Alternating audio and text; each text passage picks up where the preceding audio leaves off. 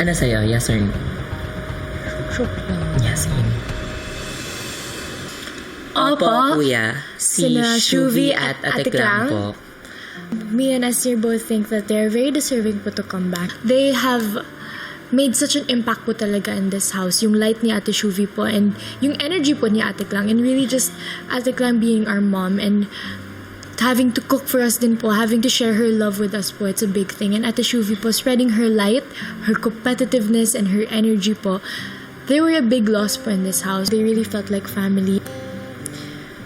Just them overall po. They have a big and amazing hearts po. Alam ko din po na may pinaglalaban din pong pangarap po si Shuvi po at si Ate Klang po, kuya. Kaya ayun po, nung eviction po, kuya, nagulat po talaga ako. Pero kung ako yung tatanungin po, kuya, deserve po nila na manatili po sa bahay niyo po, kuya.